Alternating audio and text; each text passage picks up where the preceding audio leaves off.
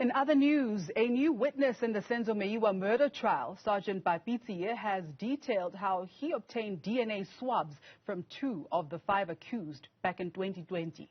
Sergeant Tsie says that while collecting samples, accused number 3, Mnisi, made a remark questioning whether it was the same case. The samples were collected at the Sun City prison in Johannesburg, and Newzroom Afrika Mnisi is tracking the story for us, and he joins me in studio right now. Linda, what a case. Kuningi, man. Absolutely. When you look at what has been said today, particularly when it comes to these DNA samples, it's quite interesting that accused number 3, Mnisi, made those remarks. And, you know, when you listen to his testimony, that is Sergeant Tsie, he says that they had gone there, being called by the lead investigator in the case, to collect swabs which would be used in the investigations. He didn't know what they were going to do with them and when exactly those DNA results will be needed. So he was basically testifying about the chain of evidence. And he says at that particular time, after explaining to Mnisi what the process entails, he made a rather eyebrow-raising remark about the case and how it was now revived. Let's take a listen.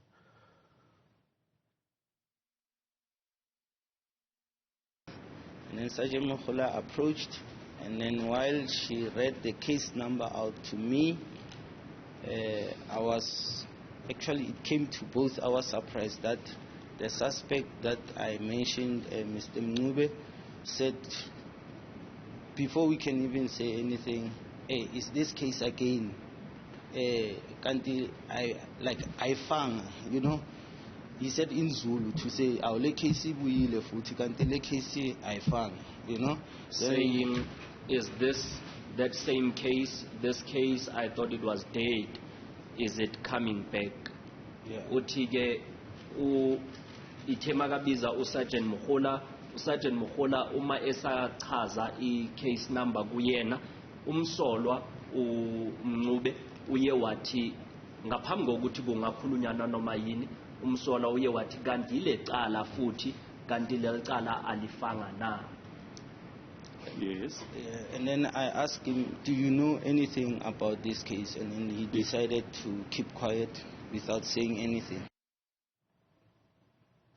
Tell us more about the cross-examination of this particular witness, Mnisi. What can we take away from what has been said by him? I mean, these are damning allegations. Yeah, so essentially there was not much that he, you know, had to offer the court. It's quite interesting that his testimony remained unchallenged in terms of how these swabs were obtained.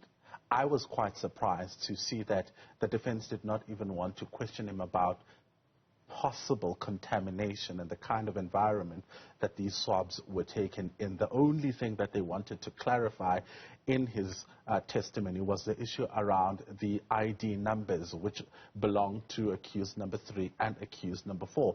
But after that, we saw Sergeant Meyiwa, who is one of the investigators in this case, and she basically detailed how the swabs were taken, the process of handling them, where they were taken, and them ending up at the forensic laboratory services under the biology unit there. So she says she took them there. We don't know yet what the results of those swabs are. But in her cross-examination, she's now being asked about, you know, the arrest that took place, the arrest of accused number 1 when it took place.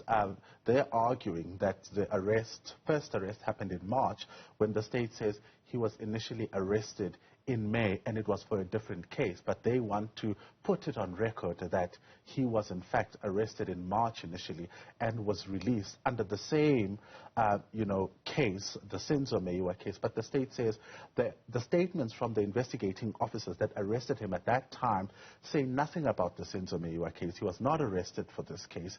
It was only later in the year, in October, when he was arrested for the Senzo Meyiwa case. Sure. Linda, what other details around the developments of this case can you give us? What do we need to know?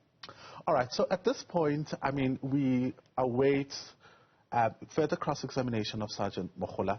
But earlier, you'll remember, there was testimony that had to be put on ice because the witness was not available.